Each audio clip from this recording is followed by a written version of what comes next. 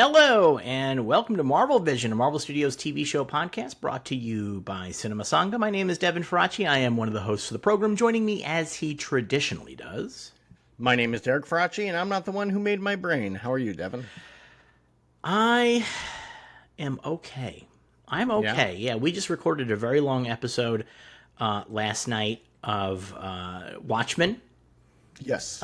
In which we talked about Spider-Man 3. Yes. And about Tugboat McGuire's package with some depth, frankly. Quite a bit, yeah. Yeah, I mean, like, we really spent a lot of time on the manhoods of different actors in the Marvel Cinematic Universe, I would say. Yeah. We were definitely watching men.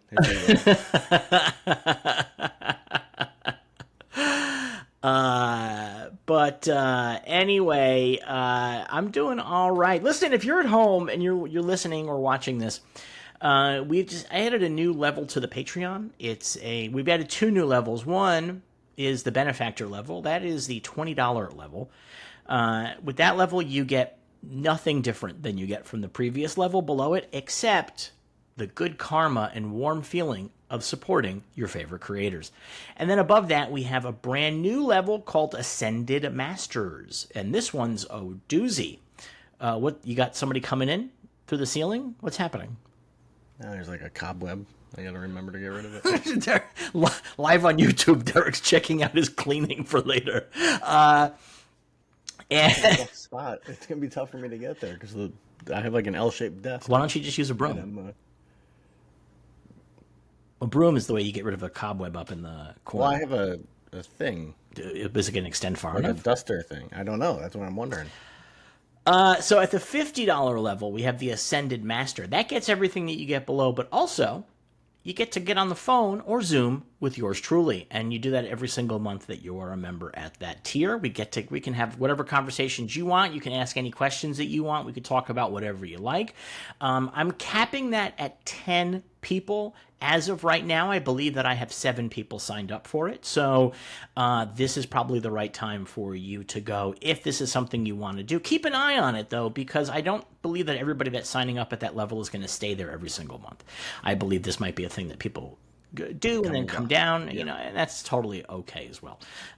So that is our current Patreon situation. Pretty exciting stuff. Way many more ways for you to spend money, I think, because a lot of people look at their subscriptions and go, I'm not subscribed to enough garbage. What else can be taken out of my bank account without me even thinking about it? So fuck my children. Devin needs a coffee. Exactly. Anyway, how are you doing over there? I'm good. How's the TikToking? I didn't do any this weekend, but I did end up with I've been doing short videos on the apps, and I ended up with one that went, the word viral is a big word. I don't want to use the word viral for this particular thing, but I've done 4 videos on the TikTok. Oh, that was turned on.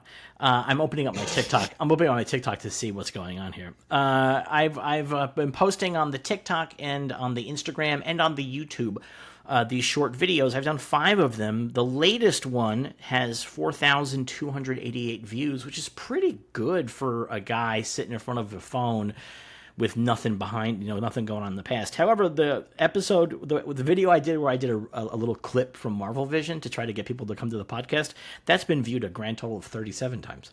So you can never tell what's going to hit. What if the whole issue, like, you could have 1 million listeners, but because I'm here, they're like, I'm not doing it.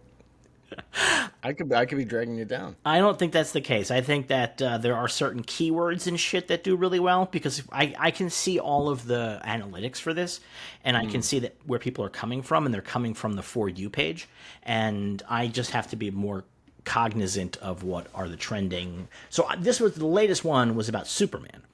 Sure. James Gunn Superman, and about in the HBO Max avatars in the Superman grouping, there's a dude a random dude at the end, but he's not random. Yeah. And I revealed the secret of who this dude is and why it's pretty cool, actually. And so that I posted that the day that Superman went up on HBO Max, so I think I was riding a wave. You know what I mean? There you go. But we're also getting a little bit of attention on the YouTube, on the shorts. I've been uploading a couple of these to YouTube Shorts. And so, yeah, come on TikTok, it's Cinema Sangha. On Instagram, I am Devin_CF. And on YouTube, we're Cinema Sangha, SANGHA. Come subscribe. It's a good time. I mean, I don't know if it's a good time, but it can't hurt. It's not going to make your life any worse. No. I mean, the world's pretty bad. Subscribing to us on YouTube is not going to make your life any worse. So that's, I think, the best thing we can say. You are getting in on TikTok at just the right time. As it's being sold to the U.S. government and its consortium of billionaires? Yes, exactly. Yeah. I know. So I look forward to your TikTok about how Trump is all good. He is the sun. Here are my top 5 superheroes who remind me of glorious leader Donald Trump. Yeah. Here they are, the 20 most handsome pictures of brave president for life Trump. Yes, you know what? Whatever. If I can monetize it, I'll do it. Why not? What the hell? No, I will not. I'm not going in that direction. I'm kind of like wondering, like, as things get worse, like, I don't want to be put in a gulag or a prison, but, like, you know, if they just want to drag me into the street and shoot me in the back of the head, I guess I could probably roll with that. You know, I could, sure, whatever. I was thinking about that the other day, prison, and I was like, I think I would do relatively okay in prison. You think so? Like, in certain aspects. A room, that's fine. You don't get to go outside much? That's fine. That's okay. They feed you? That's cool. The rest of it, not so good. Yeah, the rest of it's where I think for most people is the problem. I think that's where the real issue comes in with the rest of it. I think that is a very difficult. I've been listening to this excellent podcast called Bone Valley, and it's about a guy. Do you know this podcast, Bone Valley? No. It's about a guy. It's a true crime podcast, and it's about a guy who was convicted of murdering his wife in 1987, but probably didn't do it. And the guy who probably did do it confessed, and the state of Florida is like, we don't care. Listening to this guy talk, he doesn't like address directly like what life is like in prison, at least in the first season that I've been listening to. But he does say, like, you know, when you get to prison, there's things that you got to learn how to do, and there's certain actions that you're gonna have to take that you're gonna have to live with for the rest of your life. And I'm like, man, sounds bad. Would not work out for me. Sounds bad. Yeah. That would not go well. Sounds tough, man. I'm not super duper into the whole prison thing. I would prefer not to go to prison. I don't want to go to a gulag. I don't want to do hard labor. No. You know, I'm not like one of those writers that's going to come out of the gulag or like have like a diary in the gulag that's going to become an inspirational text. I'm not, you know, I'm not the that kind of guy. I'm the guy in Shawshank Redemption who's crying all night and then gets killed the next day. That's my role. That seems actually kind of plausible to me. So anyway, so subscribe to us on YouTube, and maybe we don't have to go to the gulags. Is that a selling point? I guess, but also the more people are paying attention to us, the better chance that we go. Oh, good. Don't tell people to unsubscribe. I'm going to turn my light on, by the way, while we're talking. If you don't like us. If you don't like us, subscribe. Yeah, don't tell people who like us to unsubscribe to keep us safe. Don't keep us safe. Yeah. So anyway, how's since yesterday? How is life going for you? It's all right. It's going good. Yeah. You want to see my new buddy? Sure. That's Derek reaching that noise, by the way, for those listening. He's a little out of focus. He's a pig. He's an elf. He's got a dog and then like a little doll. What's his deal? Where'd you get him from? What's his story? I got him at Detroit Urban Artifacts. Yeah. And he's a little. I looked him up online. He's a little Christmas ornament. And I bought him because I was like, oh, this looks like something that our grandparents would have around the house during Christmas. And then sure enough, it's very plausible because it's from like the the 40s. You know, a huge part of your personal aesthetic is what would our grandparents have at Christmas time. No, that's not true. You have a giant Santa Claus holding baby Jesus. Yes. Oh, he's going to grab that one too. If you're not watching this... No, that's oh, in the closet. That comes out for Christmas. Oh, that's only out for Christmas. Oh. Yeah, so you have the Santa Claus, like a ceramic big Santa Claus holding the baby Jesus, the greatest gift of all. Yeah. Yeah, that's the whole deal, right? Yeah. Yeah. I mean, you know. I love it. It's hilarious to me. It's so funny. If you want to hear more about what Derek did yesterday at Detroit Urban Outfitters and Urban Artifacts and The Gap and Banana Republic and also at Comic Book Store. To the mall. He went to the mall. Go subscribe at the $5 or above level on our Patreon, www.patreon.com/cinemasanga, SANGHA, and you can listen to our Spider-Man 3 episode of Watchmen where Derek tells you all about his big day out. Got some Jordache. We got any news? We do. Cristin Milioti won an Emmy for her work in The Penguin. God bless her. She's my girlfriend, and I love her, and I will die for her, and I have never been happier. This is interesting to me because yesterday you said that you would kill me for Bryce Dallas Howard. Yeah. But you'll die for Cristin Milioti. Yeah. Because she's mean. She's the kind. So like, there's a couple different kinds of women I like, and one of them is the mean. I'm not sure that Cristin Milioti is mean, but on the show she's mean, like the mean Italian. Like, and that's the kind of woman you die for. Bryce Dallas Howard, you kill for a woman like that. You know what I mean? Like, to keep her safe because she's very pure. But you were going to kill me. You were like, I'll push you in front of the bus. I wasn't even trying to do anything to her. Yeah, I know, but I just don't like your whole vibe around her. I forgot that we hung out. I totally forgot. So good for Cristin, good for Penguin. It was a big Emmys for genre. Because Andor won a whole bunch too. And didn't Penguin win more also? Maybe not at this particular Emmy, but at the Creative Arts the week before? Yeah, both Andor and Penguin won a bunch of like the creative Emmys that they do like the week earlier or something like that, right? And then I think they each just won one of the main Emmys, with Andor winning Best Drama Screenplay or Script or whatever, and Milioti winning Best Actress. Terrific. God bless Cristin Milioti. Maybe this can convince everybody to rewrite the Batman 2 so that we can get Not happening. Matt Reeves said at the Emmys in an interview that she is not in the movie. Fucking sucks, man. It's funny because he said we were so far into the script already when the Penguin hit that it was too late. And I wanted the interviewer to be like, it's been like a year. You couldn't... How far into the script were you that you took another year to write the friggin' thing? Well, they had the structure in the story, so they have to introduce... To bring a major character in is a big deal. It's a big deal. It's a big deal. As we talked about with Spider-Man 3 last night, one of the big problems with that movie is that Sam Raimi and brother Ivan came up with the story, and then Avi Arad and Sony were like, why don't you put this character in? Why don't you put this character in? And everything got really distorted. Yeah, it's always better to not force the characters. Yeah. In my opinion. Speaking of that, Matt Reeves says that the villain for Batman 2 has never really been done in a movie before. So, speculation is out there. We've been saying it's Court of Owls for a minute on this podcast. That's been our guess.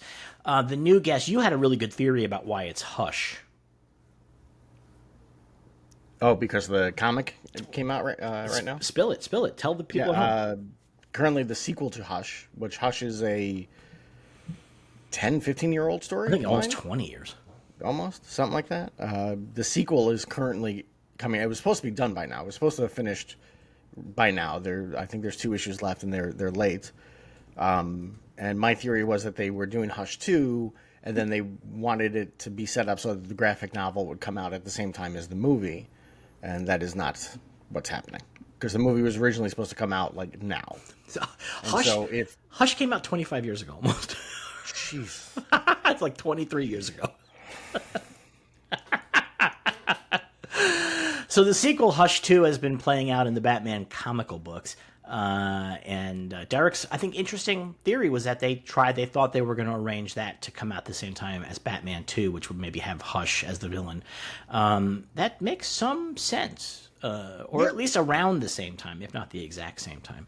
That makes some sense. It does. I haven't read Hush since it came out, and I've begun rereading it. on the DC Infinite app, and I don't mind the early issues of it. I remember not liking it at the time, but I think that one of the things I didn't like about it at the time, is something that's just become such a standard part of the Batman mythos, which is that every single storyline involves some dark secret from Bruce Wayne's past. Like I feel like 25 years ago, this wasn't happening every single storyline, and now it is. Now it's like Bruce Wayne's kindergarten teacher is actually the villain, the disciplinarian or something like that. Like that's the way that every story goes, and I'm guessing that Hush is the one that kind of kicked that off in a significant way, as sort of a way that we tell Batman stories now. I'm sure they existed before that. There was definitely there were ones previously, but it wasn't like all the time. It's constant. There's always like some secret from Bruce's past or something that he did as a kid or whatever. Yeah. Yeah. Now it's like, oh, he's got a brother he didn't know about and stuff like that. And it's like, right. Yeah. Why didn't Alfred tell him about his brother? That seems weird. But I think that Hush and Court of Owls could fit together pretty easily. Yeah. Court of Owls is a story about this secret oligarch group that actually runs Gotham and has for hundreds of years. And Hush, spoilers, is about a rich person from Bruce Wayne's past who comes back to haunt him. And this character was referenced a couple of times in The Batman and in Penguin, as you noted. And in The Batman, when he is referenced, specifically, the word hush is referenced almost immediately afterwards. Yes. It feels pretty purposeful. Yeah. Reeves also said that unlike other Batman stories, like movies where the sequel tends to focus more on the villains, they're sticking with the focus on Batman. So, it'll be much like, I guess, the last one where, the Riddler's in there, but he is not... We're not following the Riddler on his own little adventures, and then Batman shows up every now and again. Court of Owls really lends itself to that, because Court of Owls is definitely a story about Batman investigating this thing, and he's always up against them, but they're very mysterious the whole story, so we're not following them. And sort of similar with Hush. In the beginning of Hush, that character is pulling strings behind the scenes. And there are other villains that he's using and stuff like that. So, and Hush connects to his life, which is part of what the Batman did too, with the whole orphanage was run by the Waynes and it fell apart and yada yada yada. So maybe that's part of it. Could be. It's kind of interesting. Although the thing is that in the Batman, the character, I'm just going to spoil it. Thomas Elliot, the character who is Hush, they show his picture. They show his picture in the Batman. And like a modern day picture? He's an older man. Okay. Yeah, so I'm not 100% sure if the premise here is... Although maybe that's supposed to be his dad. I don't know. But they do have a Thomas Elliot, and they have a picture. It's in a news clipping thing that we're looking at some point. And doesn't he get like facial reconstruction in the comic story? I don't know. I haven't gotten that far. I don't remember. I haven't gotten that far. But the point, though, is that I guess they could just cast somebody else and just pretend like that's not the most uncommon thing to do. But there's a reason why often in these kinds of franchises you don't show a photo of a character that you haven't introduced yet, that you haven't cast, because you don't want to have that be around your neck. So I guess we'll see. The painting in Blue Beetle where they didn't want to show Ted Kord, so the painting is just like abstract or whatever. Yeah. Yep. Well, we'll see. We shall see. Yeah. In other news, Doomsday has wrapped filming, but they will be doing a healthy amount of reshoots and rewriting in the months to come. Sure, that makes sense. It makes sense on a lot of levels, one of which that's how Marvel works. But also, they're getting everybody back together for Secret Wars anyway, so they're all there. You know what I mean? Like, it's going to be happening. So, I think it's going to be fine. And I think our next news item also indicates that perhaps they'll have more time to do reshoots on Doomsday, depending on what the next news item actually means. Yes. Tom Holland was injured on the set of Brand New Day. It looks like he got a concussion, is the theory. He was out at a charity event the next day, but he left early, not feeling well. And they said that filming will be on hold for a few weeks while he recovers. So... Get better, Tom. Have you been listening to the last podcast on the left? Yes. The Aaron Hernandez series? Yes. All about concussions, CTE. So now Tom Holland is going to start murdering people. Now that he has CTE, he is going to begin committing terrible crimes. This is his own symbiote Spider-Man. Makes sense. Falls, hits his head. That's the thing that happens, man. Hopefully it seems like he's okay-ish. He went out the next day. Yeah. I'm sure they checked him for a concussion that day. I'm sure Marvel does not fuck around. No, I mean, they brought him to the hospital and stuff. Like, like he was checked on set of the film and then brought to the hospital. Like, they're not messing around with this, that's for sure.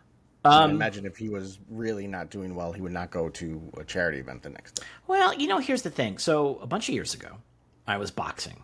I was boxing at a fun boxing event where I was boxing against a filmmaker who I had written very bad reviews of. And the filmmaker beat the shit out of me. Also punched me in the back of the head, which is automatically disqualifying in boxing, but that's whatever. He beat the shit out of me. I went to the bell like Rocky Balboa. I went all rounds. I did not tap out. And after the event, the guy that ran the boxing gym where we had it came over to me and gave me the concussion test, and he told me that I had a concussion probably, and that I probably should go to the hospital. And I said, you know what, I'm not going to do that. And I went to the after party and just got drunk. So I think that's a cure for concussions, is to just go to the after party and drink until 6 a.m. I imagine Tom Holland's management team and agents and family would be like, no, don't do that. I think Tom's sober, actually. That's why he made that fake beer. Oh, okay. I think Tom Holland's sober. I think that he, like me, he got sober way earlier than I did. He has a lot more. He has a lot more to lose. James Gunn got sober at 19. I've met people who are sober that young. I've definitely met that. I'm always kind of blown away by it, and I'm blown away by the fact that he maintained sobriety for so long. Because I know one of the things with people who get sober quite young, that they often have this question of, wait, was I just not fully developed? Like, do you know what I mean? Like, what if I drank now? Am I okay? And that's always a problem that every sober, like I'm 9 years sober this year, and that's a thought that I have every now and again. It's like, maybe I could drink now. Like, I've got my shit together. And you say to yourself, no, like, you can't do it because we don't want to test this particular thesis out. Like, I know how bad it can get. But it seems really tough for me, people who get sober young. And if anybody listening to this is a young sober person, congratulations, man. That is really, I think, super challenging. Like, I drank for 20-something years, so I got my drinking in. But to, do it after a couple of years of drinking and realize, oh, this is actually very fucking bad for me. Very impressive. It's very impressive. It's very mature and good thinking. And also, Tom Holland has a lot to lose. Yes. He probably was very badly behaved as a drunk and probably realized, oh, I actually have like a fucking significant thing going on here. Like, and I could totally fuck this up. Yeah. So. Yeah. Well, good for him. Yeah, good for him indeed. Well done. And that's it for news. That's all we got? That's it. Colin Farrell said that the Batman 2 script is amazing. And normally, is he gonna say it's bullshit? Here's the thing. I think there's something about Colin Farrell that I do feel like if he did not think it was amazing, he would say, oh, it's good, I'm very excited. But he was like effusive about it in a way that I just don't think Colin Farrell does that. Like, I don't know why I feel that way. Do you know? Like, I just don't know why I feel that way, but I kind of do. I feel like Colin Farrell's the kind of... Also, I believe he's sober as well. No, he is sober. Yes, he is. Yeah. He's got a great story about his sobriety and what's his name? The guy that's in Banshees of Inisherin with him. What's the actor's name? I can't think of his name. Oh, I can't remember. I'm probably my head.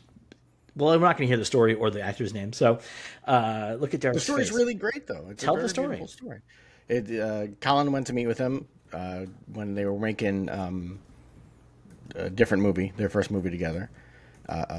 And he goes to the guy's house and he's like, "Would you like a drink?" And he opens it up, and everything in the fridge is just like sparkling waters and like juices and stuff. And he like set it up so that Colin Farrell would feel comfortable not drinking. It's Brendan Gleeson is the name of the guy. Brendan Gleeson, yes. And Colin Farrell talks about that quite a bit, about like how much that meant to him, that the guy took the time, like Gleeson took the time to make him feel comfortable not drinking. That's pretty great. Yeah. That's pretty great. I think that's pretty wonderful. I always think how hard it must be to be I'm half Irish, But to be like a full Irishman living in Ireland and being sober, that seems like a semi-impossible. That's like on super hard level sobriety. Yeah. Like, that seems hard. Really Yeah, that would fucking not hard. be. I don't think that'd be fun. Yeah, it just doesn't. It's got to be tough. I mean, beer is just so central, and whiskey is just so central to everything. Yeah. You know, just an island full of I alcohol. mean, the last time I was in Ireland, one of the bars was open before the coffee shop opened in the morning. And it's like, I couldn't stop thinking about that. I was walking to the coffee shop and there were people outside the bar drinking, and I get to the coffee shop and they were closed, and it was like 7 a.m. I was like, what is going on? It's pretty crazy. God bless the Irish half of me. The Irish half of me makes me an alcoholic, and the Italian half of me makes me a fat ass. So I really got the best of both ethnicities over here. There you go. Yeah. Although I'm going to tell you something, bro. Guess who is under 190 pounds? Jesus Christ. He definitely is, but also me. Very nice. I'm 189.6. I mean, it is technically under 190. So Counts. Yeah, it counts. If you're trying to make weight, you made weight. I'm trying to get down to like 170, maybe 165, which would be the skinniest I have been since like middle school, ish. But I want to get back into like a size 32, 30 pant. Sure. Is what I want. Like I'm edging into a 34 right now. Very nice. Yeah. Congratulations. That's huge. Thank you. Yeah. So yeah, in the past, a lot of work and a lot of dedication. it just takes a lot of not eating. Yeah, but it's hard. It can be very hard not to just be like, I'll just have a donut. I'll just do that. You know Like, what? So here's the deal. This is my big inspiration speech for everybody out there. Two things. One is that meditation has really helped me, because one of the things about meditation is that not the act of meditation itself, but the fact that I learned in meditation that the practice of meditation is trying to like empty your mind and then having thoughts come into your mind and then just starting over again and just starting over again. That's the practice. And before I meditated, when I was trying to lose weight, when I fucked up and I ate too much, I was like, well, diet's over. Might as well eat. But now I had this other perspective, which is, okay, well, just we start again. Start again. Yep. Back to one. And that was never a perspective that I had. You know what I mean? Like, that's, for me, I've always been like, well, I guess it's all over. I guess we're fucked now. And so that was a big one. And the other one was, the most simple thing is it's just calorie counting. I don't care. I mean, when I started, I cared about other macros, but right now I no longer do. I just care about calories. And what that means is that if I want to go to McDonald's and have McDonald's, I do that. I just go have what I want. I just make sure I have the calories in my day available to me. That's it. I don't sit there and go, oh no, what's the saturated fat? Oh, what's the sodium? Fuck it. Like, you know what? Right now I'm losing weight. Like, if I'm, that in and of itself has made me much healthier than I used to be. Because I began last year, I was 240 pounds. And so, which means I lost. You're what now? 189. 186. 189. 189. Sorry, Yeah. 189. So I've lost 50 pounds. That's a lot. Yeah, no, it's definitely made a big difference. And my blood You pressure. just lost a large dog. My blood pressure is down. All of my blood levels are much better than they were a year ago. Everything's looking much better in general. And it's just as simple of like, you know what? I think I'm going to have pizza tonight. So I think I'm going to either make sure that I have enough space to have pizza, or I'm going to go over my allotted calories and I'm going to live with it. And I'm going to say tomorrow we're going to do better. It's as simple as that. And, I've been bouncing around where I am right now for a couple of weeks between 188 and 192. I've been bouncing back and forth. That just means that I'm hitting a plateau, which happens all the time in weight loss. And eventually my body will catch up. But that's my number one thing, man. It's just calorie counting. Let everything else go. I wouldn't even worry about exercise. Like, don't even worry about exercise. Like, obviously it's nice, and when you lose weight, you want to exercise. But, like, just fucking count calories. That's it. That'll do it. Period. So, yeah. There you go. Yeah. Or meth. That can do it, too. Yeah, you don't often see fat meth heads. They do exist, though, but you don't often see They do. them. But, I mean, those people are dedicated. Oh, man. It takes a lot of work That does to be on take... meth. That does... and by fat, I mean that you just got to find the time to eat, I guess, right? That's the thing. A lot, when you're on meth, I think the thing is you don't really feel much like eating. This Spider-Man thing just happened, though, huh? I came across it just before we started recording, but I believe it happened on like Friday. Yeah, that's just happened. It's Sunday when we're recording this right now. Yeah. But we missed the point where Charlie Cox says he would love to join the new Avengers. Oh, yeah? Yes. Oh, also, they announced Daredevil Season 3. I forgot about that. They sure did announce Daredevil Season 3, and I'm going to tell you something. I'm not against it. No? I'm not against it. Yeah, I'm not against it. Like, I think Daredevil Born Again Season 1 was pretty good. I mean, like, there's problems with it, obviously, and the way that it ended was ludicrous. But I do think that I think they found their footing with Season 1. I think that they did a pretty good job, and I enjoyed the line they were walking, and I'm excited to see what they do next. Yeah. We shall find out. I guess Season 2 will come out sometime next year. Yeah, because they finished shooting that already. They already shot that. And then Season 3, they're filming next year. It'd be nice if they can get on like a regular yearly schedule with this kind of stuff instead of like years between everything, which in theory they can do since Season 2 is already in the can and they'll be filming Season 3 as Season 2 is coming out in theory. So they should be able to get Season 3 out by 2027, I would think. They might very well, in fact, be trying to do that. Yeah. But that might be a thought process, because if they are announcing 3 before 2 is even out, that means they can get started on 3 and have that out the year after 2. Yeah. You know what I mean? Yeah. Like, they're not taking forever to like actually agree they're going to do another one or whatever. I mean, we'll see, but yeah. So, but yeah. And hopefully more stuff will be like, like The Pit, and they'll come out on every year, or like network TV shows, and it comes out every year. That'd be nice.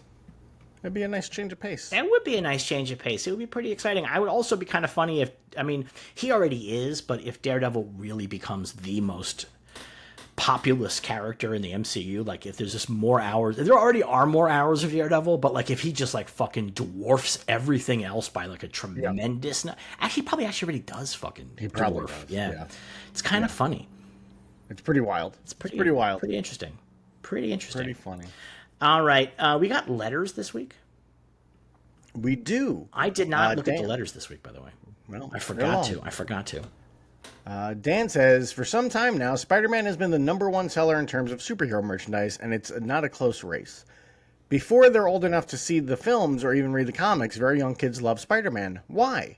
First, unlike most superheroes, his face is completely obscured. Ditko's brilliant design lets kids imagine anyone, including themselves, under there. A point into the Spider-Verse drove home. But more than that, I think it's the giant eyes. Kids latch onto and respond to faces, especially eyes. Disney understood this too. Spider-Man's big white eyes are simple but expressive. Artists and animators can cheat and use them to express a wide range of easy-to-read emotions. His mask is an emoji, and kids love it long before they can read a comic or see most of Spidey's other media. And when those kids turn 12 or so and start wanting something a little more edgier, who's waiting for them but Venom? Venom is the Spidey with a big monster mouth. Nearly every other superhero shares those eyes. Spider hero shares those eyes. Silk is the exception, which is why it sells so well. It's the eyes. Thoughts? I agree. I also think there's one more sentence. Oh, well, I was going to get that. Okay. Thank you, and thanks for the podcast. I like your recaps, but when there's no new Super Show, I like your talks on old comics too. Oh, thanks for listening. I agree. I also think the primary red and blue. Yeah, the primary colors. And that pushes it a lot. I also think that Spider-Man is not big. Is piece of it too. He is not necessarily child-coded, but he is spindly more. He doesn't have the huge muscles that other superheroes do. Now, kids love the Hulk, who's giant-sized. So, like, it definitely goes both ways. But I do think that Spider-Man's body shape reads maybe a little bit more childlike to kids, and they like the Hulk because they identify with that anger, that's that incoherent anger that they just don't understand and just comes from nowhere. But yeah, I do think the eyes are a huge piece of it. It's a huge piece of it. But I think you're right, Derek. I think that the red and blue primary colors fucking really sell it to the kids. They really pop. I think. Yeah. I think that's a big part of it. That's my theory. But yeah. Tom asks, before I ask my question about the MCU, Tom, you're cheating a little bit because you got 2 questions here. I have to ask Devin something to settle an argument between me and my brother and me.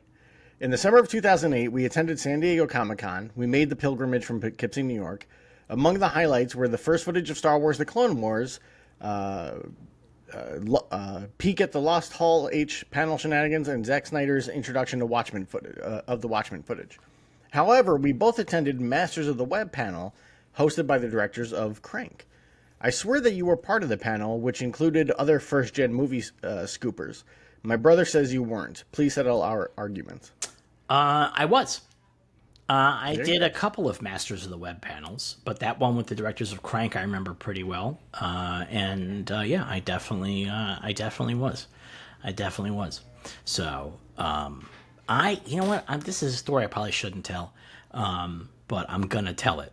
Which is that one year I did Masters of the Web, and there happened to be a woman in the audience who looked me up after San Diego, and we hung out and started dating, and she was unbelievably hot, just the hottest woman.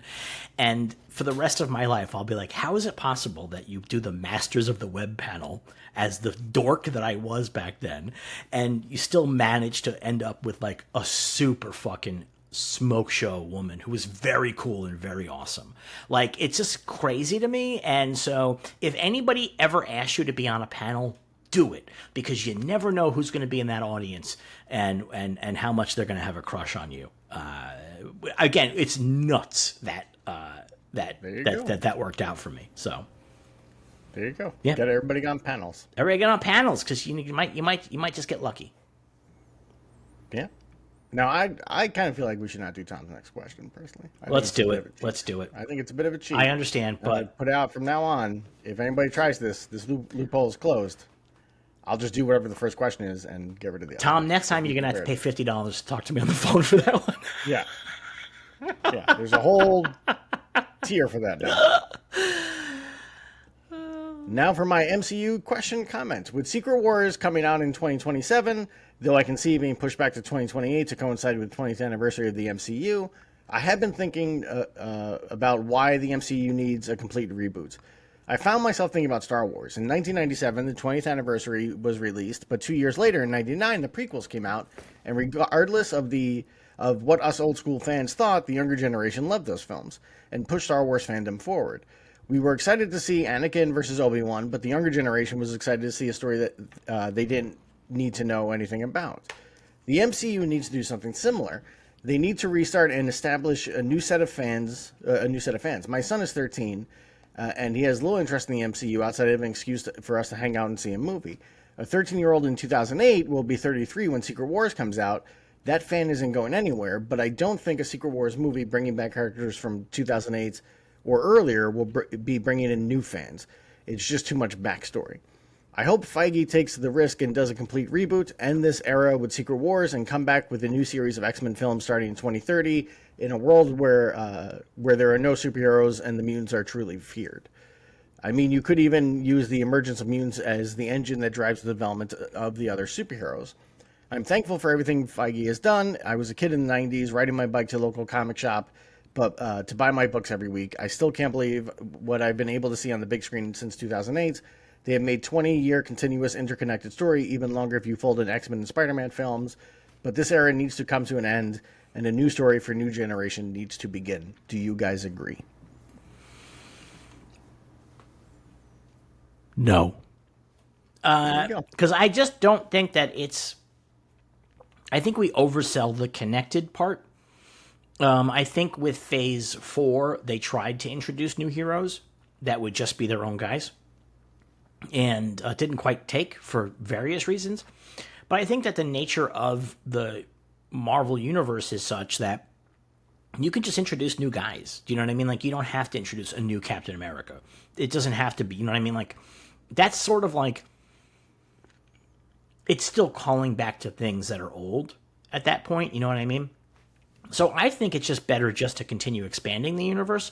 And the fact that they're dealing with not recasting some of these roles indicates to me that's the goal, is to continue expanding this universe. And so, Although they've said that they're willing to recast.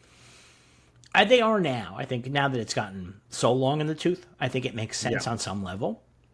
But I don't, I guess we'll see what happens. I mean, I think that they're going to do a soft reboot after Secret Wars.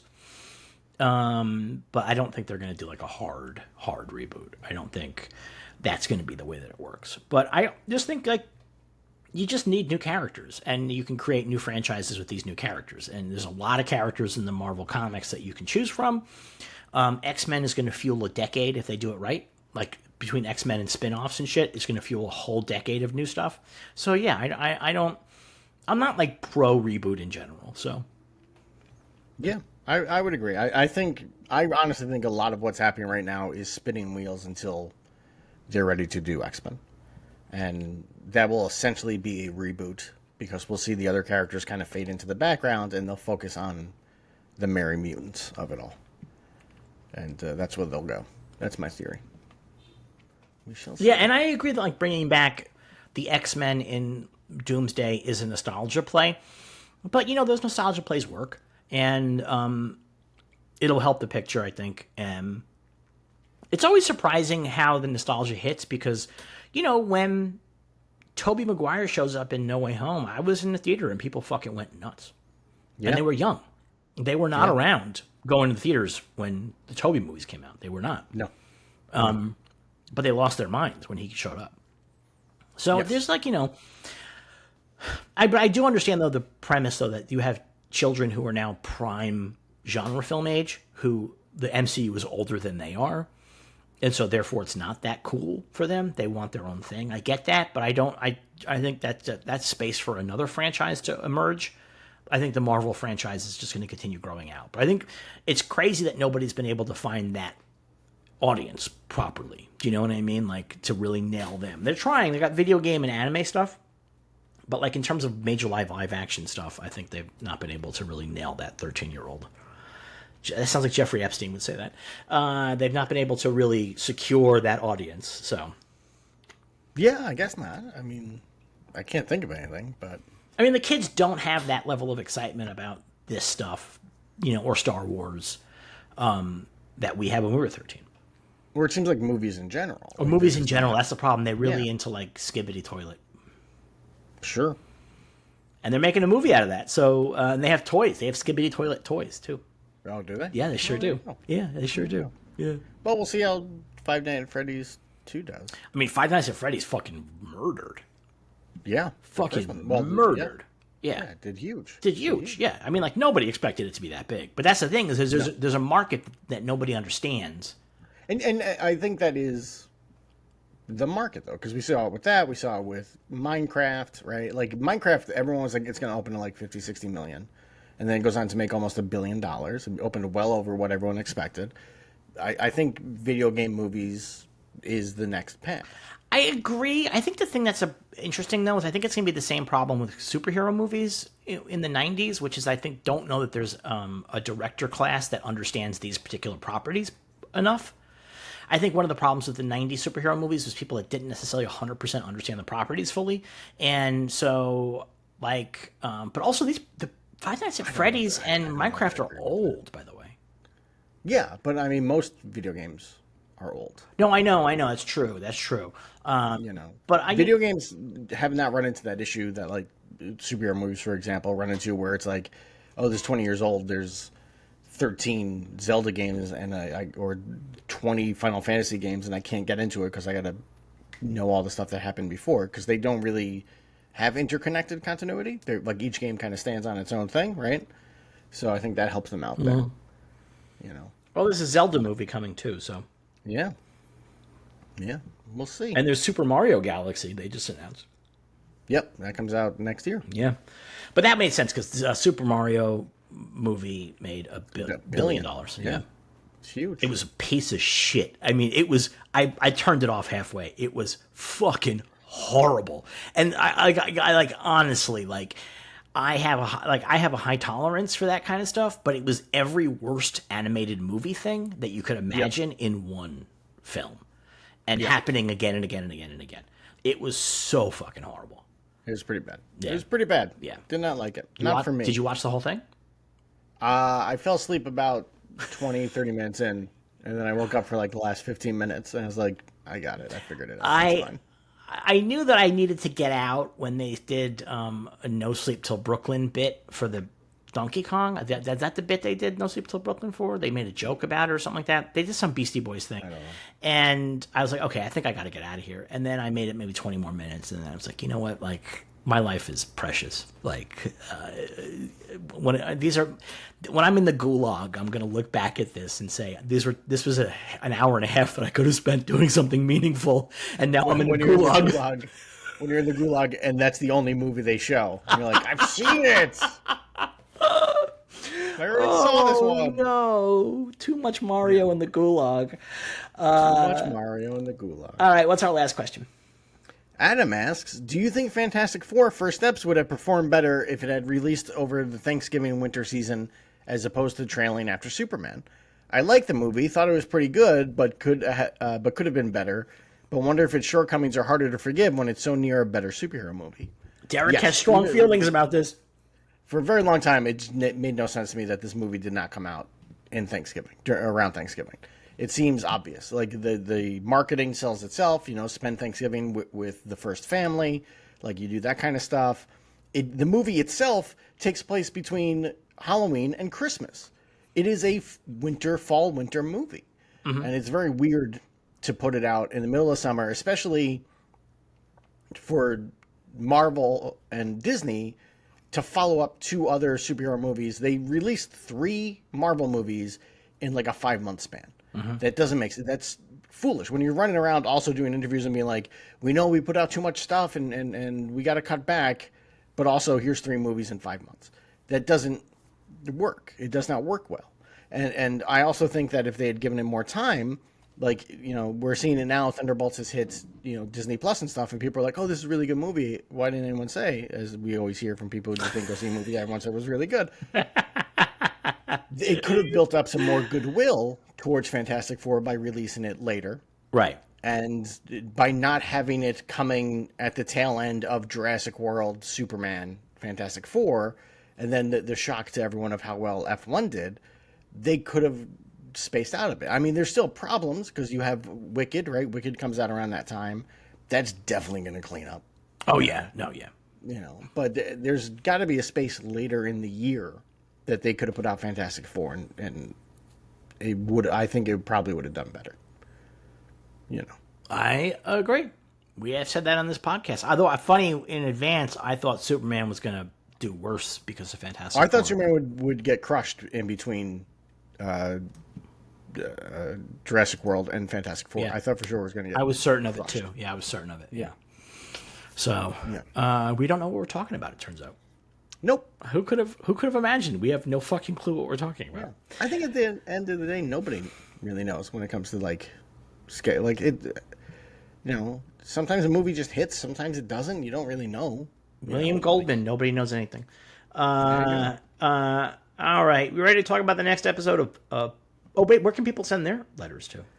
They can send their letters to ask.cinema.sanga@gmail.com. In the subject line, put your what show you want it for. The question for is either Marvel Vision or Bad Batch. 1 question per email, and that's the end of that. And 1 question per email. Derek is going to be very serious about this moving forward. Yes. Yeah. All right. Now are you ready to talk about the next episode of Peacemaker? Yes. Let's do it.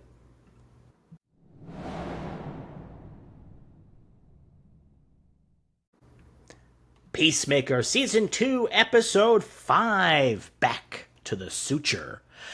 We open up 3 years ago, and we are at the funeral of Richard Bill Flagg Jr. Yes. His middle name is Bill.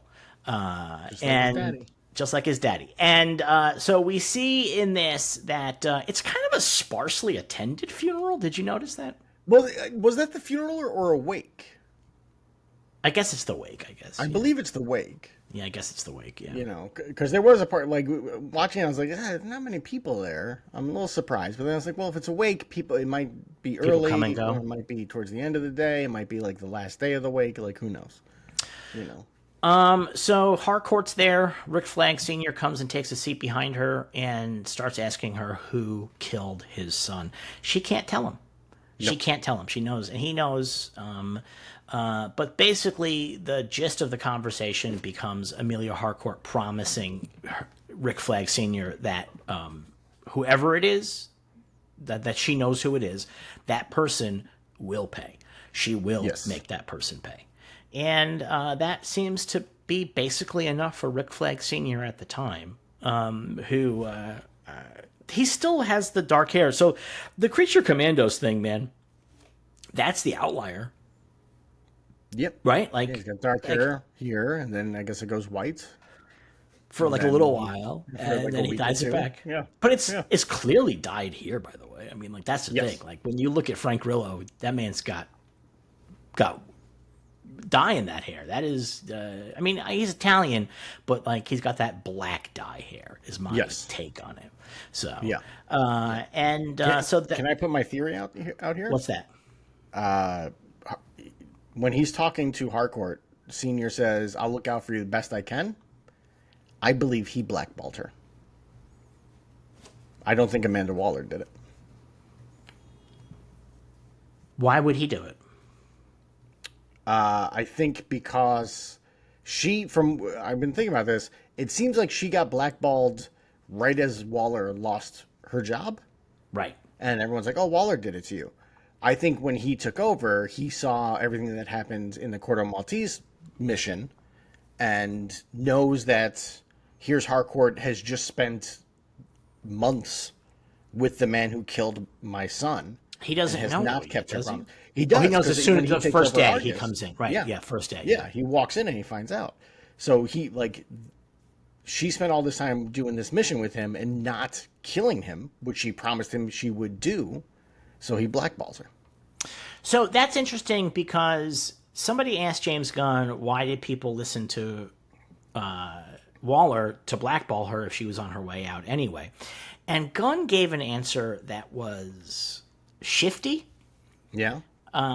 where he said, well, she still has people that still respect her, but also she blackballed her before she left, like long before she left. But she didn't. Like on the show, Grillo Yeah. says on her way out. So I was like, is he lying? He might be just doing a lie here to protect that reveal. Because it was a weird response from him. I was like, that's against what your own television program that you wrote said. And he's kind of a stickler usually. Like he's not, you know what I mean? He's not unaware of stuff like that. So contextually, I think that actually maybe makes it seem plausible. That your theory makes some real sense to me, my friend. Might be. Who I like knows? that We'll one. find out. I like that one. That actually is much more satisfying, especially because it means he's going to fuck her over at the end, right? Like that he's never intends her on her coming back. Actually, Yeah, I would think so. Yeah. because that means he's just using her to get at Peacemaker. Yeah. and then Which, I mean, he says in this episode. well, yeah, but I mean, like he's not offering her a path back. Actually, that's just bullshit. That's just a bullshit bait he's hung in front of her. So we are in the park where they're waiting for Peacemaker, and Peacemaker shows up and does a very good sequence of walking across the park while maintaining himself out of sniper range.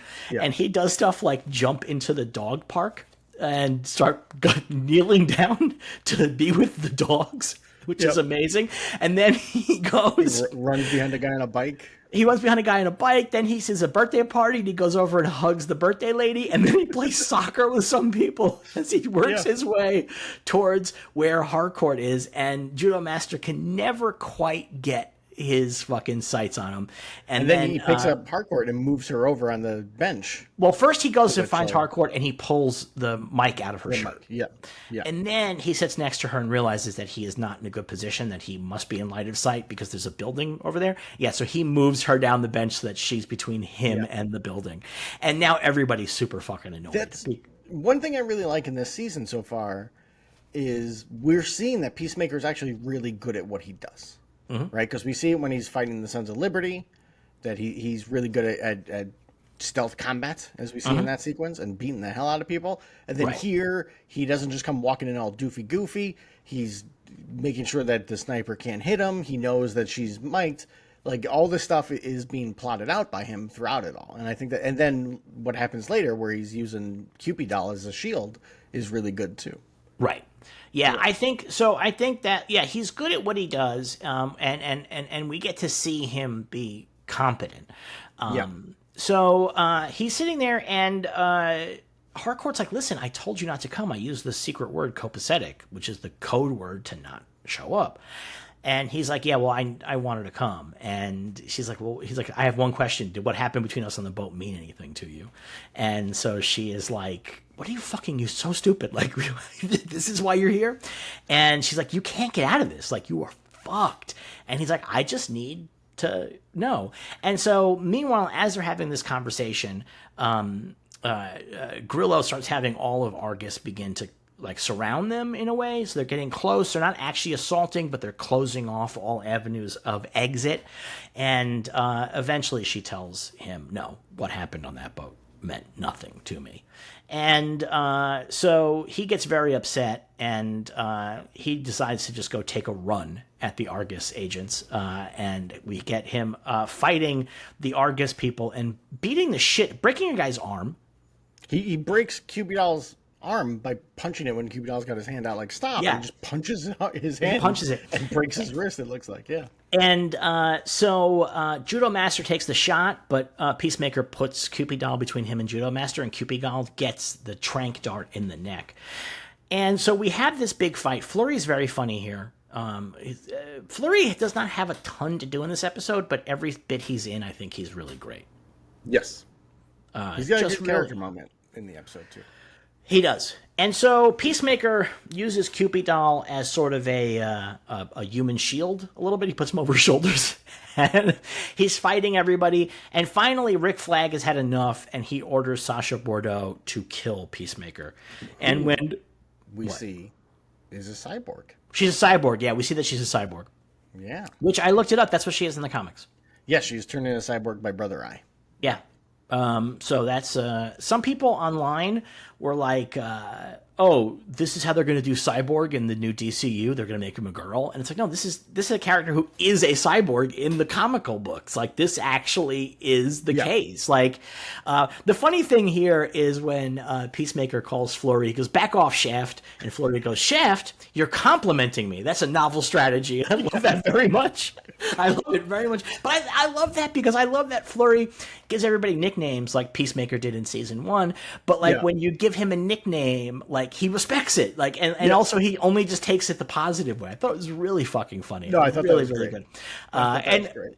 The way that, Tim Meadows, I don't think Tim Meadows is an interesting actor because I don't think every character is a right fit for Tim Meadows because of the way that he delivers dialogue. This character, I think he'll tell you that. What was that?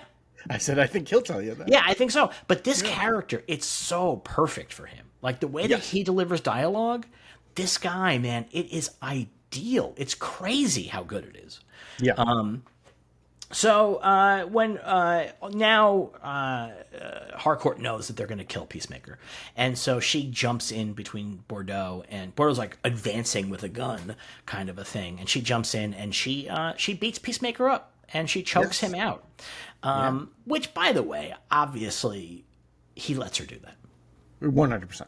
He just can't bring himself to hurt her, I think, is the deal here. There's no way that she could. And in fact, later on, other characters like, wait, how the fuck did you take him out? There's no way that happens. I do like when they reference it in the show, when the other characters like do that, because I think it is, I think it is smart, you know what I mean, to like make it clear to us that like, no, we know what we're doing. Meanwhile, back at the cabin. And it's not a matter of like, is Harcourt tough? It's just Peacemaker is gigantic. Yeah, that's the thing. Peacemaker's gigantic, yeah. Like, imagine getting your arm around that guy's neck to choke him out. That just seems I mean, watching in the scene when she's trying to choke him out, you can see, like, she doesn't have much arm left to get around, Yes, yeah. Dude's got a big neck. We cut to the cabin. Vigilante and Adebayo are hanging out on the steps. She gets a phone call from her ad, and she does not understand what the caller is asking her about. He's like, is that silhouette you? And she's like, well, it's based on me. And he's like, how about that? Is your head square? I just know it's my hat. He's like, will you wear the hat? And then he's like, do you do Greek? And she's like, yes, our agency specializes in Greek. And so she gets off the phone with the guy. She thinks she got a client, and she's like, I got a client, you know, but like what, like in terms, like what does Greek mean in security? And Vigilante's like, I don't know what it means in security, but I know that in prostitution it means butt fucking. Yes. Love it. And he's like, you just had a prostitution conversation. She's like, no, I didn't. And he goes, don't worry, I don't kill prostitutes. Their lives are hard enough already. I only kill Johns. Kill the Johns. Yeah, that's great. I love it. I love it. And so they, you know, I like that bit very much. I think that's a very good bit. And we see that Red St. Wild is hanging out in the bushes, and he is here on his Eagly hunt. We cut then to Argus headquarters, and they bring Peacemaker into Argus headquarters. And as he comes in, I really like as he comes in, he walks past Economos' desk and he goes, hey, John. Hey, John. Yeah. I really love that. And then Economos is like, I barely know him. He's being way too familiar. And they take him into an interrogation room, and it's Fleury and Sacha Bordeaux and Rick Flag Sr. And Sr. is like, everybody out of here, and take off his handcuffs. Uncuff him, turn off the security cameras. Yeah, close the blinds. Yeah. And Fleury is like, and Sacha Bordeaux's like, sure, cool. And then we get, basically what we get is our good friend Rick Flag Sr. beating the shit out of Peacemaker. Including a knee to the neck that is unfucking real. I cannot figure out how they did the bit where he knees him in the face against the windowsill. Oh, I can tell you how they did it. How? It's a dummy. They just edited a dummy in quickly. Oh. It's just all visual effects stuff. Yeah. Yeah. And I saw people online were pulling up like footage of Cena in wrestling and being like, people have done this to Cena in wrestling. Like this seems to be something Cena just is good at. He's good at taking a knee to the face. And it's like, wow. So I mean, that does speak to figured out somehow. Your thing from last week where you were talking about how much does the action choreographer work with Cena and like get his wrestling ideas. I mean, that if that's a thing that Cena knows sells. But Steve Agee was on Twitter and said that they swapped it out with a dummy, so they shot probably both versions where they faked hitting him and then they hit one where they actually do kick the dummy, and then they merged them in post. Okay, to make it brutal. It's really brutal. I mean, I gasped. I straight up gasped. And what's really great is that as Peacemaker's being Jesus Christ in this sequence, he's just accepting all of the punishment. He's not fighting back. Yeah. And Flag Sr. is like, you know, that man that you killed is a better man than you can ever be. He's a better man than I am. And Peacemaker's like, yeah, I know. I agree with you. That doesn't help you any, sir, but I agree. And every day I have to live with the fact that I did this, that I killed a man who's better than me. And it's a really great bit, like, because I think that this is the kind of thing, like, if we're talking about a redemption story, on some level, what Chris wants here is he wants the punishment, so that he can feel that he has hit his redemption. But for us at home, we understand that how much this means to him. Do you know what I mean? Like, it really is helpful. Outside, Sacha Bordeaux is fighting with Harcourt. And Harcourt does not like Sacha Bordeaux.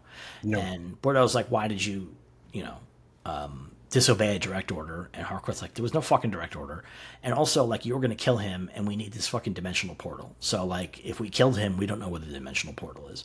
So then she goes over to Economos. Jennifer Holland said that this was her favorite scene because it's the one time Harcourt got to look tall next to somebody else. So that was very funny. She goes to Economos. She realizes what's happening in that room, and she pulls Economos aside and is like, we gotta go talk. And they talk like in the snack room, and she's like, you gotta book him. So he's in the system. Right now he's not in the system, and anything can happen to him. He could and Economos, Economos is like, give me a fucking break. Like, I'm a coward. I'm well known as a coward. And she's like, you know, he gives her shit because he's like, you betrayed Peacemaker to get your job back. And she's like, yeah, but you're not going to help him to keep your job? And he goes, well, I'm a well-known coward, so we're operating on different moral levels here. Different moral situations. Yeah. If I look somebody in the eye that's an act of heroism. He's like, yeah. And we find out how much he hates Sacha Bordeaux. Yeah, quite a bit. Yeah. Quite a bit. He has on his phone, she was turned into a cyborg after a helicopter crash that left her mangled. And he has the pre-operation photos of her post-crash, pre-cyborging on his phone. And he used it as a screensaver. That's gross. Yeah, and Harcourt has a problem with that. And then you use his response as your opening quote this week. I didn't make my brain. It's such a great line, and it's like one I'm like, I should use this, because like every now and again somebody's like, what the fuck is wrong with you? And I just go, I didn't make my brain. Like, this is just the way that it works, man. I didn't do this. My favorite method of that I've ever seen was in Community, where Professor Chang does something, and one of the people's like, why would you do this? And he just turns and screams at them, have you met me? That's it. I've always loved that. So Harcourt explains to Economos, like, she didn't betray Chris. She was doing her best to save Chris with the use of copacetic in the text, but Chris was too stupid to, or too stubborn to accept that. Yeah. And she's like, listen, Flag's gonna kill Peacemaker. All of this is just about killing Peacemaker. Everything that's happening in Arcus right now is just about revenge. And so she says, you gotta book him. So, so he's finally gets the courage. Now we see Red St. Weil back at the cabin, and he puts poison in a mouse that he then throws out for Eagly to eat. And we get, this whole episode, once again, I spent a lot of this episode fairly convinced that they might kill Eagly. I don't understand why people think Eagly's going to die. I don't understand why Gunn has this reputation of killing characters. Gunn has a reputation for, when he does kill them, he really makes it hurt, is the thing. Yes. That's the thing. But, I mean, none of the Guardians get killed. He was going to kill Gamora. He was going to kill Gamora, but they wouldn't let him. And but that he was going to do. It wasn't like it was something he wanted to do. It was something where he, what's her name, the actress. It was like, I don't want to do this forever. And he's like, okay, let me get you out of this, so that you can go do other stuff that you want to do. And so that was how that was working out. And then, but like, when Guardians 3 was coming out, everyone was like, oh, so many of them are going to die. So many of them are going to die. None of them. They all came out okay. They all worked it out. You know, I mean, like, he killed Yondu. He killed Yondu. He killed Yondu. And that hurt. Like, that's like one of the ones that really hurt, you know? Like, you're like, oh, wow, because he got, like, his big moment and stuff. Yeah. But what I'm saying is Gunn does not do it, you know, willy-nilly. You know, when he get, like, Suicide Squad, he's got a lot of characters getting killed. Right. Right? But it's in the title, and most of them get killed in the opening, and they're just there to get killed. That's their entire purpose of being there. No, I get it. But also I think he killed the other, was it the raccoon in Guardians 3, Rocket's girlfriend. And I don't know. I just feel like he's the kind of guy that definitely does kill characters more often than other filmmakers, per se, operating in this kind of a space, but that he's very specifically good at doing it when it hurts the most. And so anytime a character gets like a lot of stuff to do, there's like a sense of like, oh shit, is he setting this one up to die? You know what I mean? Like that's the thing. Sacha Bordeaux yells at Economos for booking Peacemaker. Yes. And Economos is like, I thought that this was something we're supposed to do by law. You know, and it's funny. I kind of like this a lot because he's really worried about it with Harcourt. But the reality is that this is the legal obligation. Yes. And they can fuck with him, obviously. That's very plausible. But they can't directly fuck with him for this. And so it's kind of an interesting situation that he is semi-safe as a result of it having something that should have been done. It's definitely interesting, and I think last episode gave part of an answer to this, where Bordeaux said, I'm not paid to deal with your shit. And he's like, no, you are specifically paid to deal with my shit because of how good I am at what I do. Right. And we're in a reality here in this show where Harcourt has been fired from Argus. You know, they're trying to kill Peacemaker. Adebayo has no job. Everyone's in a bad place. Economos still has his job. And so it's clear he can do things like this Right. because they do need him, right? Because Right. he was there. He was part of Project Starfish. Like, he was there when they knocked out Waller. He was there when Peacemaker killed Rick Flag Jr. There's no reason for him to also not be blackballed. But he's not, because he's clearly got skills that they need that are not easily replaceable. But also, I think the other reason is because I think that Rick Flag Sr. doesn't see him as the kind of guy that could have done anything. Do you know what I mean? Like, yeah. Harcourt, like, was supposed to get revenge. Yeah. Economos is a loser. Yeah. Like, Flag does not respect Economos in any kind of meaningful way. not at all. So it's not like you should have done something, John Economos. It's like, of course, you're a fucking pussy and a nerd. Like, so of course you don't do anything. Yeah. But this, however, I'm going to say, this bit here where Bordeaux has to go into the interrogation room and tell Flag, hey, he's been booked, you got to stop, sums up my problem with this episode. Well, before that, there's the Flurry moment. Oh, yeah, Flurry walks by and gives a nod to Economos because he thinks it was a good thing to do. Well, he gives a nod and he says, it's good what you did. Yeah, because Flurry is not lawless. Like, he's a jerk-off, but he's not lawless. But so the problem that I have with this episode is the same problem I had with last week's episode, which is that it's a wheel spinner. This is a really good wheel spinner, but, like, they capture him, they beat him, and then he just gets released. Yeah. And it's like we could have done all of this. We took the time of an entire feature film to do very little. And now, normally, I would say, oh, it's all character stuff. And there is character stuff, but it's all heavily plot-oriented. Like, it's not like one of these is not an episode where they're just hanging out. Do you know what I mean? This is not like one of those, like, bottle episodes, like, where they're, like, trapped someplace and then they have to, like, talk or whatever. These are all super plotty episodes. Like, this goes here so they can do this to this guy, and then this guy can do this, but it all just brings us right back where we were. And it's just like a lot of legwork for not a lot of payoff plot wise, and it kind of drives me nuts, frankly. Like, I don't mind that Peacemaker gets captured. He should have been captured last episode. There's no reason that it got pushed to this episode. But then when he gets captured, if he's going to get broken out, I need there to be a thing. I mean, it should have been he gets captured at the end of an episode, and then there's a whole episode of him with Senior. And, like, we don't just spend it with just them in the room and Senior beating him up. Like, we cut to other stuff that other people are doing, but they have, like, a full conversation, like, have something meaningful happen. I mean, that's my problem with these episodes, is that, again, it just feels a lot like wheel spinning. And we really do, like, you could kind of skip a bunch of these episodes and not have a problem catching up with where you were.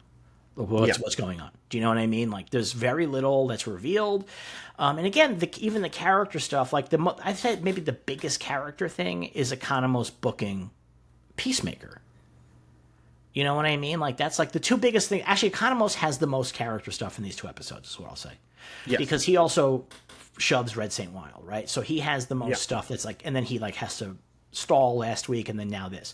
He has the most character-oriented stuff. Like, in this next scene here in Argus, we see that Sasha Bordeaux and Rick Flag Sr. are, like, making a love connection. Yeah. That's probably going to pay off in some way by the end of the season, but it doesn't feel like we needed 2 episodes worth of stuff to fit that in. Do you know what I mean? That could have happened at any point. So, like, I have, like, a really, like, I don't remember the middle of last season having this wheel spinning a feeling to it. The middle of last season was much funnier, which I think helps. Because I do think there's wheel spinning in the middle of last season where they're like, we gotta go get the butterflies. Where are they? Well, we have to go find this thing to find out where the butterflies are, right? Like, and they do that, like, a couple of times, but in between they're sitting around and, like, Peacemaker's, like, ragging on Economos and stuff like that, and it's real funny stuff that he's talking about how in high school he gave all the guys nicknames based on what their dicks looked like and stuff like that, and it's funny and we all enjoy it and it's a good time, but there's not a lot of what's the saying? Not a lot of plot to get in the way of the movie. Right? Yeah, isn't that what he says? Yeah. Peacemaker season 1 has that as well, I think. But because it's much funnier, and there's more action in Peacemaker season 1. There's more action scenes. which I think helps out a lot too. Yeah, it's just really weird how, I mean, like, the stuff with Eagly is great in this episode. Like, there's really good stuff, and I don't dislike this episode. I enjoyed watching it. Yeah. But when it was over, I was like, oh, I just spent 2 hours with this show going no place. Just going absolutely no place. Think about, what's his face? I can't think of his name. Boy, oh boy. The guy in green. The guy in green? Judo Master. Oh. In season 1, right, he shows up. Economos hits him with a car, hits him with a crowbar. He's unconscious. He wakes up. He gets out. He fights Peacemaker. Adebayo shoots him. They bring him back inside. He wakes up. He gets out. He fights Harcourt. Adebayo knocks him out. They bring him back inside. Like, you know, like 4 times the same thing happens to him in like 3 episodes.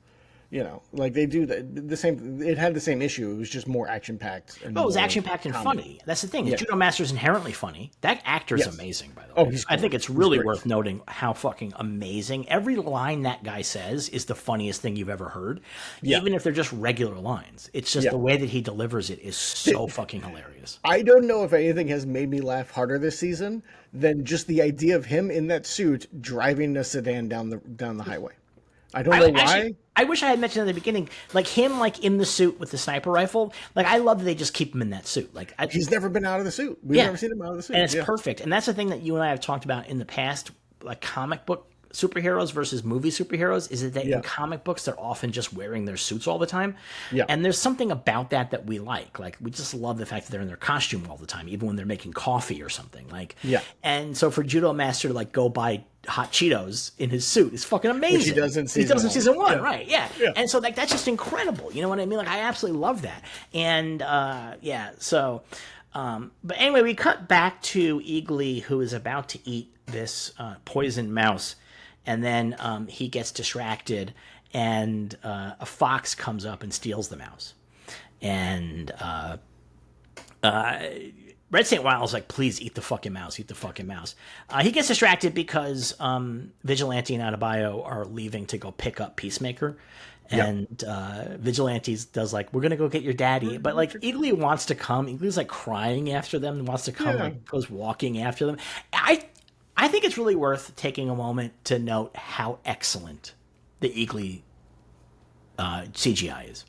Oh, it's amazing. It's unreal. Fantastic. This is not a real bird. They're not using a real bird ever. No. It's all CGI. They're not cutting to like a bird that's just standing there or whatever. It's fucking unreal. It's unbelievable. And there are moments, like watching the show, I think about it sometimes. Like, there'll be bits where they're just in the car and Eagly, like, his head is just popping out from, like, behind the back seat and it's moving around and he's, like, looking around. I'm like, how much money was spent just for that to remind us that Eagly's in the back seat? Yeah. Like, you could just not have him there and nobody would think about it. And it'd be fine. It's really great. And then this fox is great, too. This fox that comes. Fox is great, Eagly chases the fox into the woods. The fox does a thing that many animals do, which is that it swallows the entire thing out of spite. I've had many dogs do this to me. Just straight up just chug the whole thing back. Nope, you're not getting it. You're not getting it. And then the fox very quickly dies very terribly, vomiting foam, very bad. Looks very painful. And what's great, and again, credit to the CGI artist, it then cuts to a shot of Eagly looking at it and being like, you can see in Eagly's face, is like, huh. Like, hey, something's going on here. Something's happening here. What's going on? But that's a really good bit. I just think that, again, the FX are really amazing. And it's the kind of stuff that, like, you don't really notice. Like, you do notice it, but, like, I'm, like, looking at, like, a close-up shot of Eagly's face, and it just looks like a fucking shot of a bird. I'm not, like, sitting there going, oh, that's got, like, CGI elements to it. That looks fake or whatever. It's super fucking crazy real. Yeah. Red St. Wild has the world's biggest gun. It is 8 feet long. Apparently it's a real gun. A punter gun, yeah. A punter gun. It is, like, comically large. Yeah. It is gigantic. Yeah. Yeah. Wild. When he opened it up and took it out, I was like, this is amazing. This is so crazy. Because I didn't know it was a real gun. I thought it was something they made. Right. But now knowing it's a real gun, it's even crazier that somebody was like, what if we made an 8-foot-long gun to shoot birds? I'm like, yeah. All right. No, it makes sense because that's a gun. That's an old gun that was for bird hunting, but it was for bird hunting for food. Yeah. Do you know what I mean? Like, it wasn't just like sport hunting. It was like, we Yeah. need to bring birds home to eat. And if with one shot, you can spread your buck really far and take out 3 or 4 birds at one shot, like when they're Way like better. grouped together, yeah, you really make it. Also, Yeah. back in the day, like on the planet Earth, and especially the United States of America, you would have flocks of birds that would darken the sky. Yes. So, like, you could just aim that thing above your head and take out a half dozen birds at one shot. Like, just easy. Bang. And then they're just raining. Although I dead would birds. not recommend trying to raise that thing up over your head. It's 8 feet tall. It's a very big gun. Well, on the podcast, Gunn does say that the gun usually has a tripod that you use. Yes. So that's how you would normally shoot that gun. But for the TV show, you want to have the whole thing be more fun. He's just kind of carrying it. No doubt. Vigilante and Adebayo go and they pick up Peacemaker, who has now been let loose because they have nothing to charge him with, and he's all bloodied and fucked up. And they put him in the car. We see that Judo Master is waiting. He's waiting in his sedan, eating his hot Cheetos, and he is going to follow them wherever they go. And then now we have this Bordeaux flag. I'm really curious about your take on this Bordeaux flag conversation, which is that she's like, I don't understand why you wanted me to kill him, and then now you're letting him go. And Flag's like, I never wanted you to kill him. I wanted Harcourt to take action there, and I wanted to make him think that I am being vengeful and sloppy so that he doesn't feel like he has to be careful about me, that he feels like, you know, I'm very easy to figure out what I'm doing, when in fact reality is I need that fucking that door. And that's my actual thing here. Now, he's obviously lying on some levels, because vengeance is definitely on his mind. Vengeance is definitely on his mind, and he says as much. He's like, don't get me wrong, I want him dead, but I need this first. And he says not just to make sure that something like what happens in Metropolis doesn't happen again, but for the betterment of mankind. And when the scene starts, we can see his computer screen, and he has like a message from higher ups that are like, we need this thing for an experiment we're working on. You need I didn't even see that. Yeah, I didn't either. Somebody else caught it, and I read about it. So, interesting. Yeah, so he is. I don't know how much he's telling her the truth, like that this has been his master plan, which would feed into, I think, a bit more of the idea that he is the one who blackballed Harcourt to put her in a position to be like, you have to turn over Peacemaker in order to get your job back, you know. But when did they know that he had a door? 6 months ago, they said, right at the beginning. So that was after they blackballed her, though, right? Yeah, I think it must be. Yeah, it's got to be Right? Yeah. Because he's it's got. And this only becomes a priority after Metropolis. Yes. Like, he has the satellites on. They've used this door a billion times before. We know that. All last season. Yeah, it was using it all the time. Yeah. So yeah, I mean, that's the part I'm trying to figure out. Is like, if he is lying, it's a great lie. Because the more I think about it, the more I go, oh yeah, that actually does kind of make sense. Like that he is making Peacemaker believe, and also Harcourt, frankly, believe that he is sloppy and. But totally. But then, like, the way he's beating him in the room does not feel like he's going to stop. Like when Bordeaux comes in, and he's choking Peacemaker to death. Like, I don't think he's going to stop. That's the thing. So it's kind of interesting. I'm actually really interested in seeing where this goes in the rest of the season, because it does feel like, actually, the thing is with James Gunn, it does feel like it makes sense to me that this is actually true, because he does like to add layers on the characters. Yeah. So the idea that Rick Flag Sr. is just a vengeful guy doesn't feel like enough for James Gunn. No, for a character that major, and for also, a character who is the lead of a cartoon that he does. A lead of a cartoon he does. And Gunn has said a couple times now that Rick Flag Sr. is not a villain. Like, he's an antagonist for the season, but he's not a villain for the season. Right. So his goal can't just be, I'm going to kill Peacemaker, you know, because then he's a villain at the end of the day. Yeah. So, on the ride home, Peacemaker tells Adebayo and Vigilante that he has been betrayed by Harcourt and that he's mad at her. Adebayo doesn't buy it. She's like, listen, she couldn't have knocked you out. Like, she's too small. Or as She's too petite. Vigilante says, she's too petite. Vigilante says, yeah. And Autobio's like, I just don't think this is how Harcourt rolls. Like, this doesn't make sense to me. And so Peacemaker's like, well, whatever, I'm done. I'm fucking done. And then Vigilante speaks to me directly. And he says, this is getting a little dour. Like, yes, it is.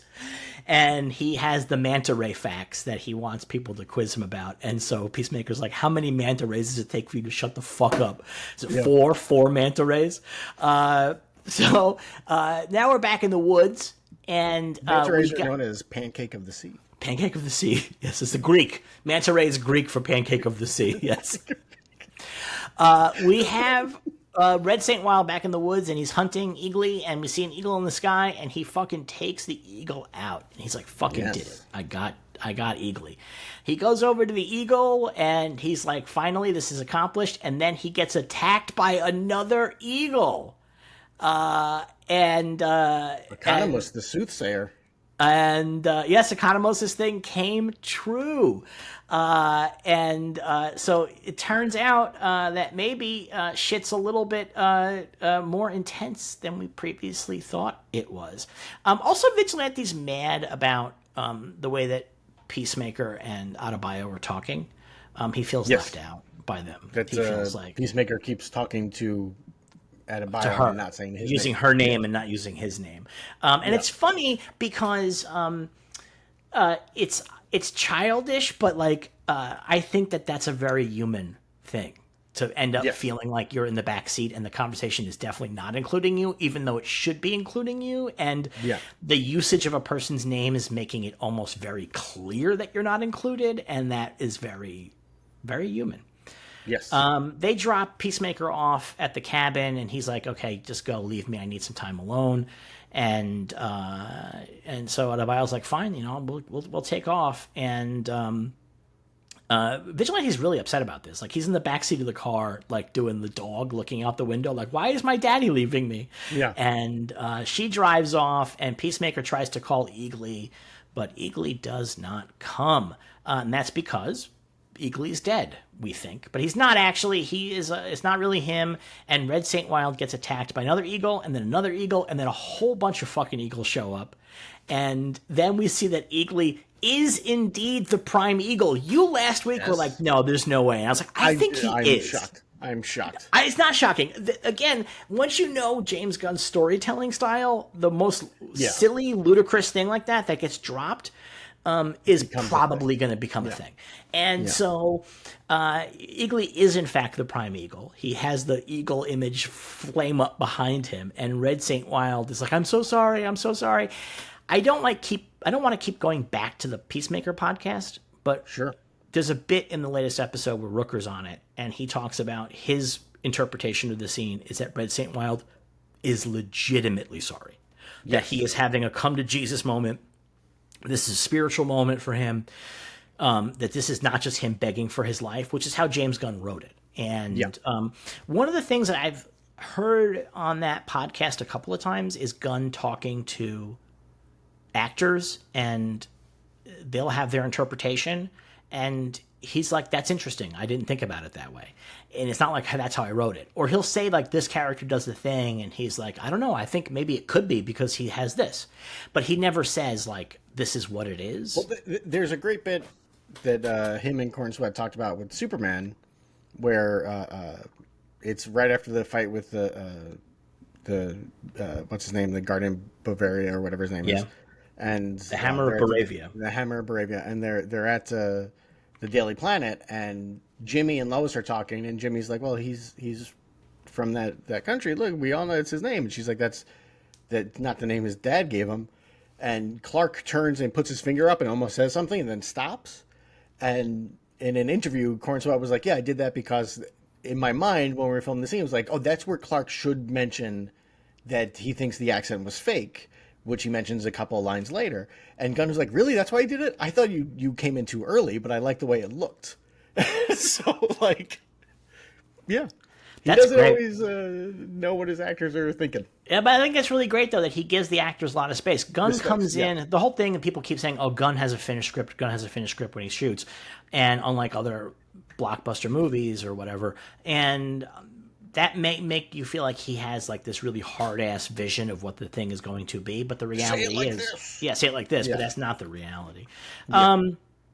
So I will say I did not get that from the scene, what Rooker says he was doing. I did not get that. I actually kind of did. I was kind of really curious.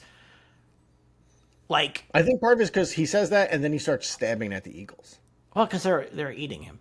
Yeah, but if he's having a come to Jesus, this is my time to repent, Doesn't mean he thinks it's my time to die. Yeah, all right. Those are two different things. My time to repent versus my time to die. And so, I mean, I'm kind of like looking at it right now here on my little TV monitor. And I actually see it. He has tears in his eyes of awe. Okay. Tears of awe in his eyes. But so Eagly is the prime eagle, and all the eagles come in and they fuck him up. It is like the Day of the Dead shot where they're tearing Rhodes in half. There's just a million fucking eagles on him, and they just peck him to pieces. And we never actually see if he's dead. It's unclear. His severed finger does show up later on. Yes. But it still doesn't tell us that he is or is not dead. He does seem like he would be dead, but we do not actually know. I'm pretty sure he's dead. I think he's dead. Almost certainly. But it's left open that if they want to bring him back, they can. If they want to bring him back. At the cabin, Peacemaker starts writing a note, and we get kind of our traditional Peacemaker montage. The montages in Peacemaker tend to usually happen in the middle of the episode. To the music. This isn't where the montage is. This is not the montage yet? No, I don't think so. Oh, no, you're right. It's not the montage yet. No, the montage comes a little bit later. But usually it comes later in the episode. Often it comes in the middle of the episode, as I've noticed. Because often the montage will make me say, wait, this episode's already over? And then there's still 20 minutes left. And that's not the case here. Judo Master comes up on the house, and he calls into Flurry. Flurry calls him Duncan Munchkin. Yes. And we have a very extended sequence about the nomenclature for little people. How am I supposed to know Munchkin science? Amazing. Amazing. And it all comes to an end when Judo Master says, I'm going to tear your penis off. And I do not mean that metaphorically. I mean, I am actually going to separate your penis from your body. And Flurry's like, he believes it. And so he's like, okay, great, Judo Master. Sounds good. We're definitely on board, Judo Master. And so so he goes and tells Flag that that Judo Master has eyes on Peacemaker at the cabin. Yeah. Flag and Bordeaux are now having like their romantic moment. And so Flurry sees that and he doesn't know what to make of it. That's how I know that this is definitely going to pay off as the season goes on, because now we brought Flurry in and he's like unsure of it. Yeah. But now is when the montage begins, right? Isn't it? Because Eagly comes back, Judo Master sees it, and Peacemaker sets up the device. Well, there's an interesting thing with Eagly here, I think. What's that? Is that Eagly comes back, and he's got the finger, he drops the finger on the ground, and Peacemaker's like, I'm going to pretend you found that. But Eagly instantly walks to the door. Like, Eagly is like, I know what we're doing. I know what's going to happen next. Right. Which is very interesting, I think. Yeah, I mean, obviously, but now he's the Prime Eagle. It makes a lot more sense, right? But you still can't open up an Oscar Mayer baloney thing. I mean, he does know what's going on much more than previous. So Peacemaker writes his note, and then he texts Adebayo and says, hey, see you later, bestie. Real, like, suicide text message there. Very suicide feeling finale, yeah. Yeah, and so she spins the car around to go back. He sets up the doorway. Live feeling. We can't say it. We can say whatever we want. Well, YouTube's going to get upset with us. No, they're not. Yeah, we'll see. They're not. They're definitely not. It's a fear of TikTok, and people only put it in text. They will say suicide. They just will put unalive in the text because that's the thing that it checks. But it's not even clear if the algorithm actually cares. That's the thing. It's not even clear. People will tell you that it does, but there's never been a significant study to prove that it actually does. And there's a lot of reasons why your video may or may not do well with the algorithm. And so Anyway, he sets up the door, and he sets it up so that he and Eagly can go through it. He's like, "Hey, buddy, let's do it. One more adventure, one last adventure, or one more adventure, or the next adventure, or whatever he says." What does he say? On to another adventure, something like On that. to another adventure. And Judo Master... Adventure fourth. Judo Master sees this and watches the whole thing and comes in after Chris and Eagly have walked through. In slow motion, they walk through the door. And he sees the note, and he leaves his own note behind Judo Master before he then goes through the door. And when our heroes get there, the door is gone. And there is the note that Chris has left behind, which they're going to read later. I love that Judo Master went through the door. I love that Judo Master went through the door. I love that Judo Master left a note, and they know that it's from him because it has Cheeto dust on it. It's so good. Which is like the most like Encyclopedia Brown problem solving. I love it. It's really good. Love it. So here's the thing. So Judo Master goes through. What are the odds that we had talked about Adebayo being the character that shows up in the other universe to prove that the other universe is racist? But it feels like it's probably going to be Judo Master is the answer now. Maybe. I don't know. I keep going back and forth on the other Earth is a white supremacist Earth thing. I don't know. The thing is, though, is that the casting of background characters is so explicitly white. Yes, no, 100%. It's like hard to like ignore that. Yes, no, 100%. But to me, it feels like it's just too much. Like if the concept of this season is Chris has to learn to live the life that he has and to work towards redemption and not just like gain it, like just have it given to him or whatever. Going to a world where he's like, everything's perfect. Oh, it turns out they're all white supremacists, just like my dad was on the other Earth, and now I have to fight them and then go back to my Earth. That feels like it's not an earned thing to me. I think I just don't agree. He has to purposely reject perfection to work on himself. You know what I mean? Yeah, I don't think that that's satisfying dramatically in any significant way. I don't know.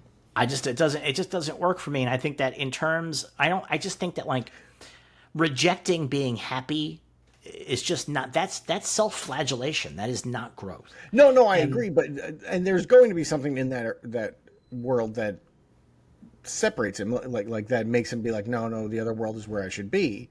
But I feel like if it's a white supremacist thing, it's too big of a thing. Maybe. I don't know.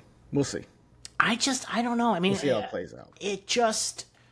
Because I'm almost positive at this point that Vigilante and maybe Adebayo and Economos are part of the Sons of Liberty, and that's what we're going to find out with that. I wouldn't be surprised if Vigilante is the head of the Sons of Liberty or something like that. Yeah, I mean, obviously they're going to have major roles in the other universe. That's quite clear. I mean, like in the next time on, we see that they're going to go to the other universe. Like that's like a thing.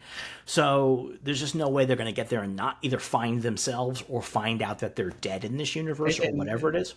And like 3 times now, Vigilante has been like, I hope I can meet myself, another me, right? So that's got to pay off in some way. I think it was on our Discord, but it might have been on Reddit. Somebody pointed out a really good thing about the argument that it's a white supremacist Earth, which is that whether or not this is true, the popular narrative has been that Flaming Hot Cheetos were invented by a Hispanic janitor who worked at the Cheetos factory. They, in fact, made a movie about this. Yeah. Cheetos says no, but like I'm not 100% convinced I'm believing the corporation on this one. Yeah. If you send Judo Master through and he goes to buy Cheetos, and they don't exist. That's such a good little bit. Like, do you know what I mean? That is such a good little bit, and I you know, that feels like too good to pass up on its own, like in its own way. Like, why send Judo Master through? Like, why would Judo Master be the one that goes? Why wouldn't it be Flurry?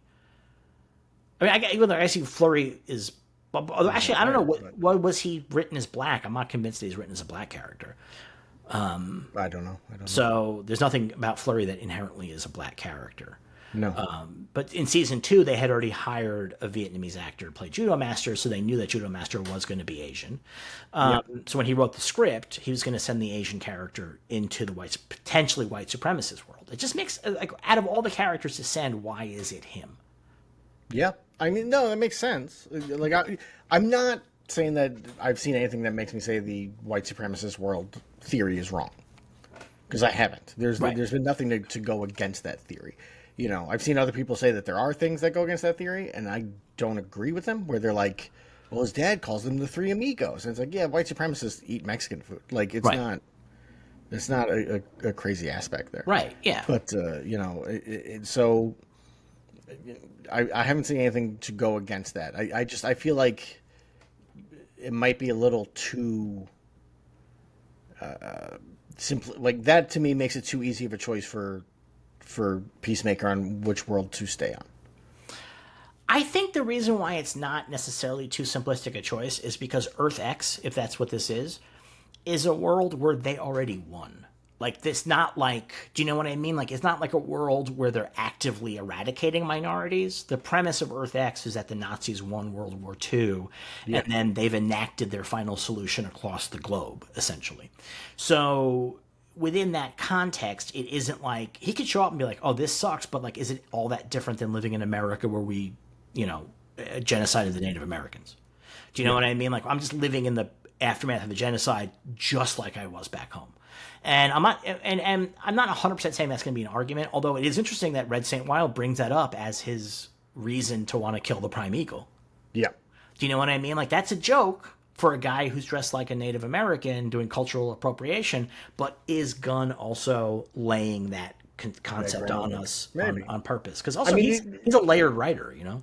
Oh, very much so, very much so. And it's obviously it's going to come down to does Peacemaker choose his family or his friends? Right. That's what's going to come down. His family or his found family, so to speak. Right. And that's what it's going to come down to.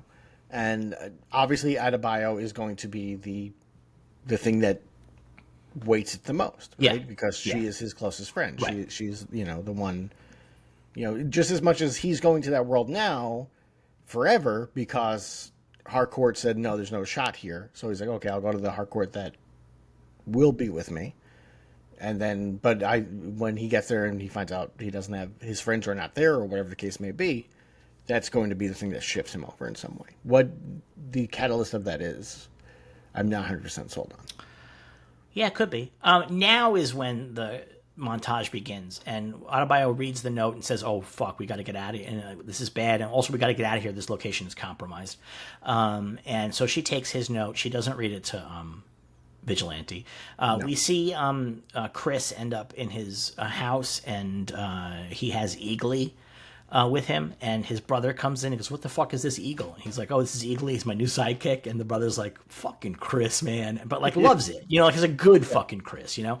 Yeah. And he's like, well, come on, there's a kaiju downtown we're gonna go have to deal with it. And then we cut to Adebayo with the 11th Street kids, and she's reading the note from Peacemaker. And he's basically saying why he's left this earth, because he's tried to atone for his mistakes, but he can't. He feels like maybe on this earth he can never do that, but on the other earth maybe he can make a better life for himself. See, I think the thing is, the other argument here is that it's not necessarily that it's too easy a decision to not stay on Earth X, if that's the case. But I think what's more interesting is that his decision to go to Earth X is based on, I'm just starting my life new. I'm not redeeming myself anymore. But what if Earth X offers him the ultimate possibility of redemption? Of redemption, yeah. Which is to topple this government. You know what I mean? Yeah, yeah. And we've discussed before that he's obviously going to save that Earth's Rick Flag Jr. Right, that seems pretty clear. Right, he's got to, right? No way he doesn't, right? Like, that's just... because that's the redemption. Or Rick Flag Sr. shows up and has to make the decision to sacrifice Rick Flag Jr. in that universe. Yeah. So that they're even. They're even, kind of, on the Rick Flags of it. You know what I mean? Like, that's. And he's like, I get it. Killing my son is very easy, as it turns out. Actually, it's kind of fun. It's actually, kind of a good time. Big problem. So Rick Flag shows up at the cabin. He's very upset. And Peacemaker in his note is like, I'm going to tell Amelia, yes, we're going to work on this. I'm going to make a whole thing. We see that in the other universe, he actually has his jetpack that he's wanted all this time. He has it. He's flying with his family to go fight a kaiju. And then, oddly, nobody complaining that he just instantly knows how to fly a jetpack, where anytime a woman picks up like a pencil, people are like, we didn't get to see how she learned to write.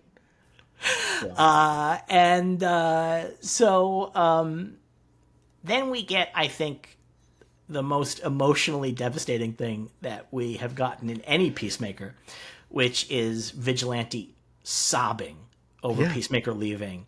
It is shocking. And it is shocking. Freddie Stroma captures the childishness of the sobbing without making it funny. Like, it's wild. Like this could be very silly. Yeah. But it's not. He makes it very emotionally impactful. And the fact that he finds comfort in Adebayo, who is his nemesis because she's Chris's other best friend, I think is just really moving. It's like a real... I was really surprised when this bit happened, how much it hit me emotionally. I was shocked. Yeah. I felt it. Like, I was like, oh wow, that's like really like honestly sad. Like, and I really feel for this sociopath. Yeah. Like, it's very weird. It's a weird moment. But like Stroma sells it, and again, he sells it as childish, but like it really just fucking works. Now Harcourt's looking at the thing and at the device, and Adebayo's like, hey, so you just got to line things up. Like, that's the way that it works, and it makes the door. And so Harcourt's like, well, I guess we're going to have to figure out how this works. We're going to have to make this thing turn on. We're going to go get Chris. And they all hop into the car. Then we cut back to the other universe, and Peacemaker shows up at Argus. He has his Peacemaker Other Universe outfit on, which is all shiny. I like the different kind of superhero universe outfit that he has on here. I like it quite a bit. It's a real 90s vibe to it, kind of. Yeah, I would agree. It's not modern, you know what I mean? It doesn't have tactical look. It has latex look. Which is like sort of the thing. And we also see that the kaiju they killed is the same kaiju from Superman. Yeah, and that feels very purposeful as well. Yes.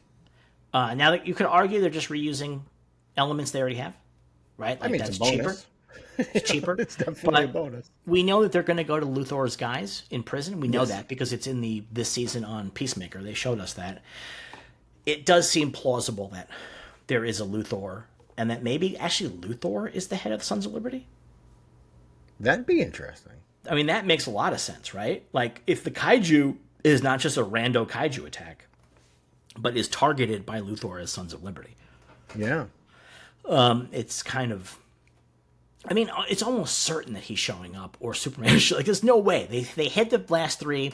They hit the last three. They've said, like, we hit it because of characters that show up. We didn't. And then what's her name, who plays Harcourt, is like, the final three are going to actually have big impacts, which is like kind of a crazy thing to have to say, because nothing so far this season has had any sort of impact at all, even on the narrative of its own story necessarily.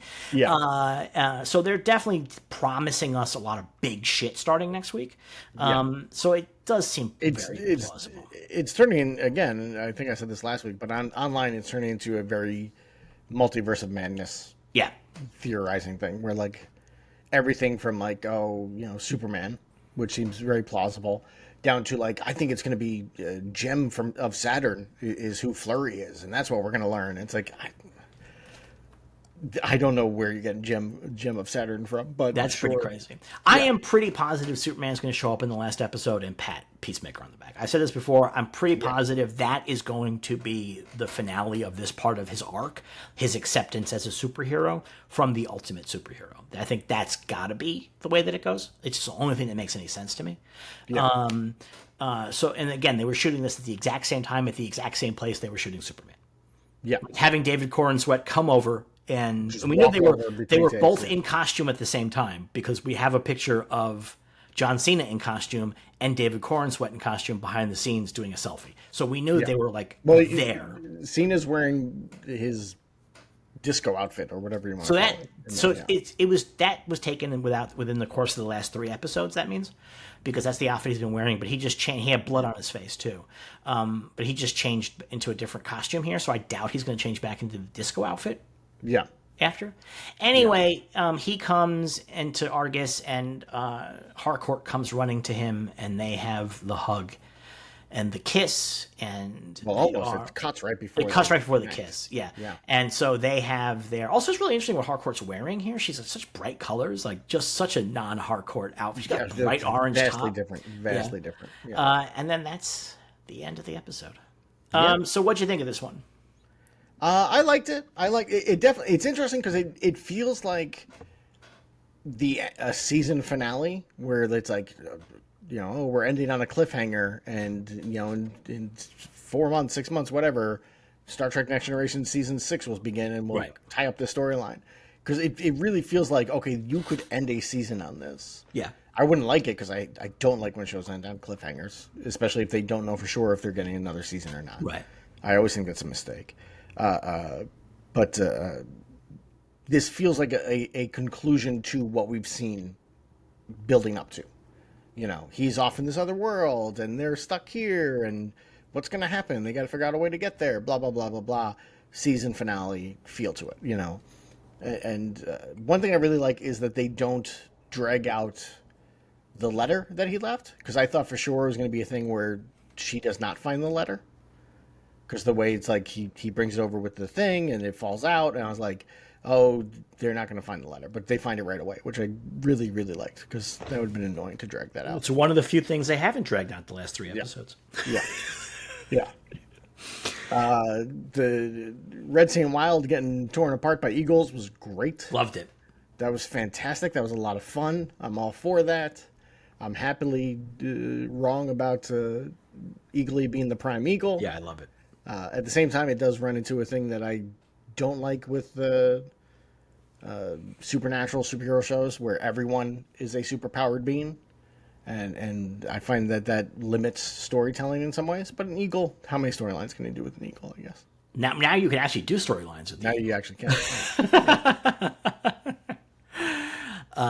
Yeah, I mean, the thing about the last 2 episodes is they're not bad episodes. It's just that within the context of the series, right here in the middle, the show just goes into neutral. Yep. And it's very frustrating to me, because I'm not necessarily like why is this not feeding into the plot guy? But it's like I said, they feel very plotty. They're full of plot, but the plot is going no place. And so that's the kind of thing that kind of bugs me. Like, I wish these were just side quest episodes. Like that, I would have been fine with that. They were just like side quests. They had to go do something else, Yeah, we could have spent more time with the other characters, right? And you could stretch this out. Like I said, you could do a whole episode of Peacemaker with Flag in the room and them having a conversation about it all, as he's beating him up, of course, and cutting to Vigilante is off doing something, right? Like, oh, Vigilante's got you could have Adebayo and Vigilante doing a security gig, like actually have something happening. Yeah. Actually have, so I like the show. I still enjoy it. I'm really looking forward to the final 3, but I just am hoping that we're done dragging our feet, because, again, I've watched shows where they drag their feet and it's much less enjoyable than this. This is an enjoyable show from scene to scene. Yes. It's just that because it's also plot oriented that I really feel it. It's not just character stuff. It's super plot oriented. Yeah. All right, we'll be back again next week with the next episode that nobody has seen yet of Peacemaker Season 2. That's going to have all the big moments, I guess, the reveals and things that they wanted to hide from the press.